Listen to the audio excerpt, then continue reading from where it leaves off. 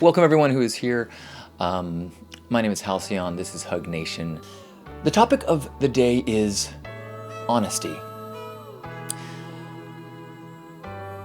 It is increasingly amazing to me how many people do not have the blessing of an environment or an upbringing or a support network that promotes, enforces, and rewards honesty and righteous living.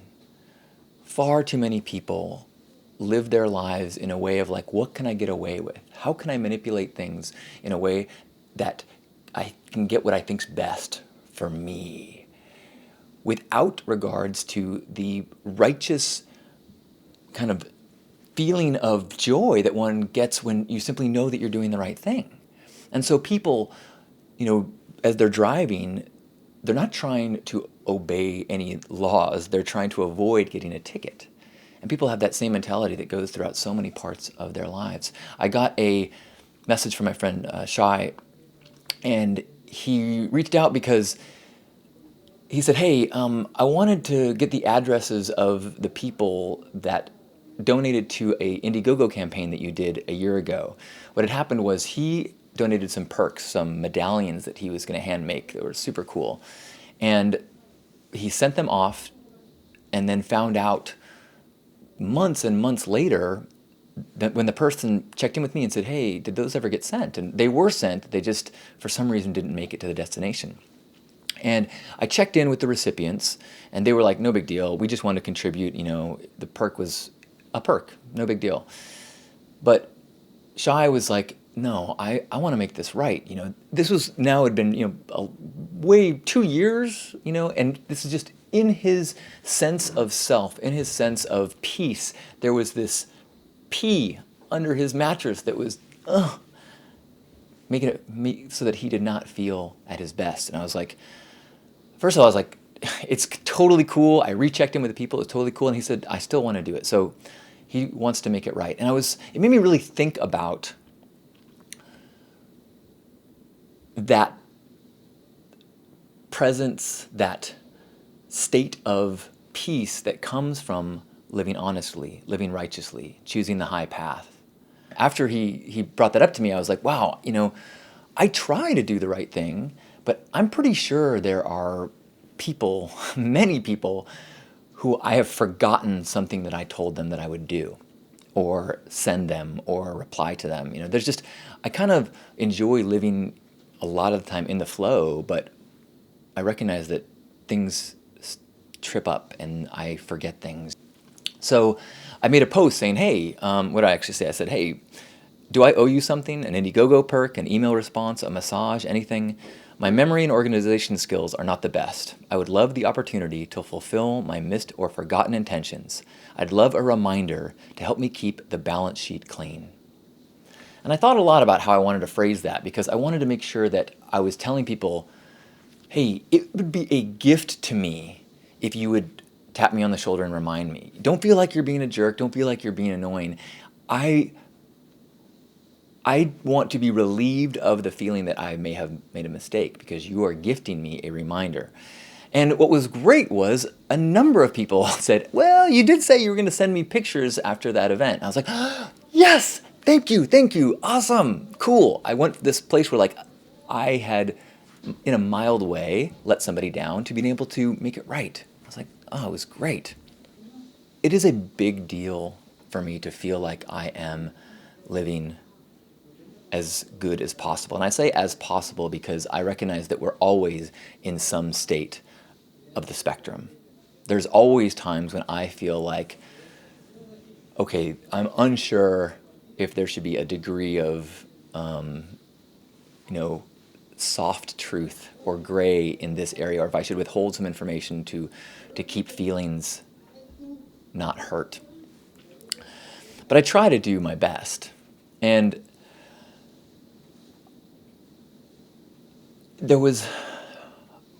I've actually adjusted my life quite a bit in the way that I present things and present myself so that I can be more and more at peace. There was a time when one of the most hurtful things someone could say to me would be call me a fraud.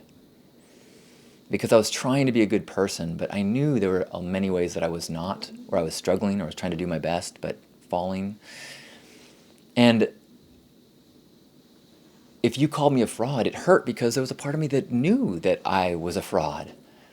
And so now I try to present myself in a way that is honest and try to own up to the things that I know that I can work on, or that I'm human, and my frailties, my insecurities, my weaknesses. It was important to me that I share whenever it is relevant that, I was on medication for 10 years for anxiety and depression, because I want to make sure that I'm not a fraud. I'm not saying, look how easy it is to be happy, when I know it's not easy, when I know it takes practice, when I know that sometimes I need chemical help. And it drives me crazy when I see people that don't acknowledge things like that. Like when I see like a muscle and fitness magazine, and there's somebody who's clearly on steroids and human growth hormone who is telling you to buy some protein powder. I'm like, that might be part of your regimen, but if you in any realm of reality think that someone can down protein powder, no matter how hard they work out, they are not going to get those crazy muscles and increased jaw and forehead from protein. So, and I guess part of my frustration with seeing that in the world is the knowledge of my own judgment of myself in those realms. In ways, it's connected to my mantra of be present, have integrity, align with love. Because in that attempt, in that recalibration, is a surrendering of the future outcome. In that process of getting present is a centering on honesty and truth. And in that honesty and truth, there's no need for dishonesty or lying or manipulation, because that would be the mind thinking it knows better than the grand cosmic plan. And to me, that is what honesty and a righteous path is about. It's about a surrender. It is about a faith or a trust, a challenging of the ego mind's thoughts that it can figure out a better way to do things by lying a little bit, by manipulating a little bit, by hiding the truth, by instead going, this is the truth. And if it leads me to a place that means I lose my job, if it leads me to a place that means I lose a friend, then that is where I am destined, supposed to go. And it will eventually lead to a more loving, in alignment place. So, truth can allow one to surrender and let go of the need to control and manage the unfolding of the universe, which is a very stressful and a very difficult thing to do. I'm really lucky to be my father's son. My dad is a judge. He was a lawyer for most of my years growing up, and honesty was by far the highest pinnacle of the way a person lives. There is no reason to lie. I've heard him hear someone on the phone go, "Oh yeah, we need to cancel our dinner reservations. Someone canceled on us," and my dad was like, "Why did you say that? That's not true." He's like, "Well, I just wanted to, why? Just tell him the truth. We don't want to go anymore. Whatever. Stop trying to control the outcome with a manipulation of truth." There is a quote attributed to Mark Twain, but was unable to corroborate that that's who said it. But the quote attributed to Mark Twain is, "Always tell the truth, then you never have to remember what you said." And I really like that. I think it's a liberating idea, that it's that same thing of like, if I don't have these orchestrated plans of manipulation going on, then I can just tell the truth at every juncture and not have to think, what do I do then? Or what does this person know? What does that person know? I had an experience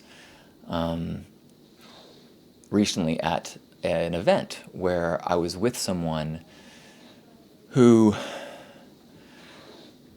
their child was going to be coming to the event a couple days later, and so I was like, well, we better have a big party night before they get here. And they're like, it'll be fine. And then the first night that their daughter was there, my friend got a little drunk, and this daughter, who was 14, ended up finding her way to some alcohol and got drunk as well, and ended up going to the med tent. And then my friend was drunk and did not want to see their daughter, and so begging other people, can you go deal with this? I don't want her to see me, intoxicated. And at first they were looking to me to understand why she had to make this lie, and I struggled, and she said, well, as a parent, you have to do these things sometimes. I was like,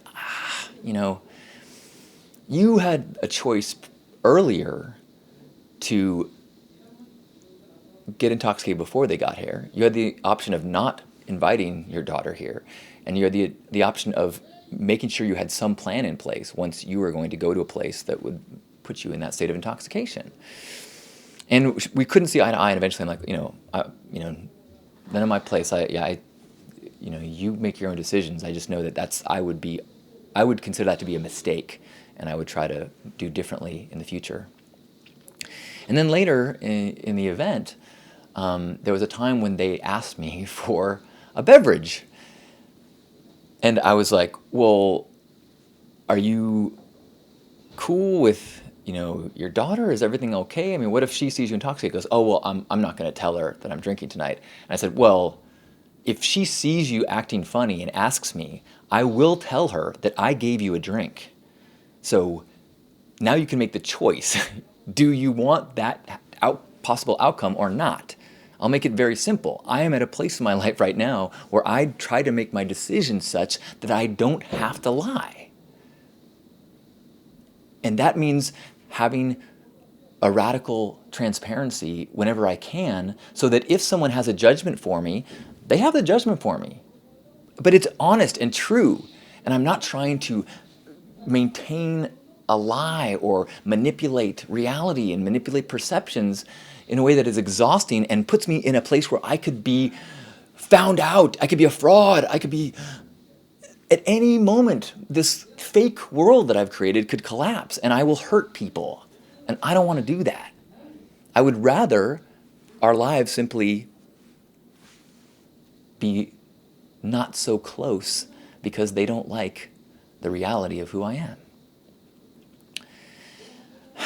So I did not give them a beverage. I don't know if they went elsewhere for it, but at least I knew that I was not in a position where I would have to lie on their behalf. And I know that that is a very difficult thing at times, and life is not black and white. And there are some scenarios where perhaps a half-truth or a soft truth is acceptable in some situations. What do you do with Santa Claus? My goodness, that's a tough one. I know parents that said, look, we're not going to have a Santa Claus in our house, or we're going to have it as a mythical creature because I don't want to raise a child in an environment where misleading lies are part of their world. And I also, have talked to parents who say, look, the make-believe world of childhood is precious, and I want to make sure that they get that just like all their kids around them get that, to live in the imaginary make-believe. I don't know about that. I struggle with this early life lesson that a child gets, that authority and wisdom is a voice that also misleads. Maybe I wouldn't be a very fun parent. Or maybe there's a reason I got a vasectomy. I'm off topic. I mentioned that I was on medication for 10 years. And, over a long period of time, tried to get off, and also over a long period of time worked on all these tools that I have now that help me to snap back into a healthy frame of mind when I get off track. But I had an experience about the turn of this year, after being unemployed for 4 or 5 months and having this belief that, hey, if I just do whatever I feel like doing, I will be super creative and let the muse guide me. And that didn't happen. I was not very productive. I didn't use my time well, and I started to get in a spiral of self-judgment. And in early January, I was pretty depressed, and I was sleeping way too long. And I realized that I was having the biological symptoms of depression. And so I made some changes to my habits, but at the same time, I went to my doctor and I asked for some chemical help, and I went on a low dose of an antidepressant. And at the same time as I asked that, I also changed my behaviors. I started getting up earlier and meditating and exercising, and I started getting out and doing more things. And so I had all these things going on, and after about 3 weeks, I was like, I'm on a very low dose. I'm not sure if it's making a difference. I'm going to wean myself off. So I got off the meds, and I'm not on them currently. But I want to make sure that in my quest to be radically transparent and my desire to be at peace and live honestly, make sure that if that's something that's relevant to you, that you know that yes, when I am in need, I ask for help from people, from medicine, from anywhere I can get it. Sometimes I got it all figured out, and sometimes I am a mess. And that is the honest truth. So just more and more, I learn the value of the peace of mind of living honestly. Because when you make those choices based on what you believe to be the right thing to do, when you share the truth because it is the truth and not try to manipulate or change the way people perceive things, then you end the day with an awareness that you succeeded in one of the most important pillars or judgments of success that there is, which is doing the right thing. If you sacrifice that pillar for financial success or prestige, at the end of the day, when you go to bed, you will feel a little bit of ickiness. You will feel a little bit of internal conflict. And you might have extra money to buy more toys to try to fill that hole. But simply making those decisions so that the hole never happens is so much easier. It takes so much less effort, and it is so much more fulfilling. I say that with full knowledge that I'm doing my best, and I struggle, and I have made mistakes, and I have misled, whether intentionally or unintentionally, and I'm doing my best not to be a fraud. So forgive me, and I'll forgive you, and maybe we can all do the best we can to be the best we can. Thank you. I love you.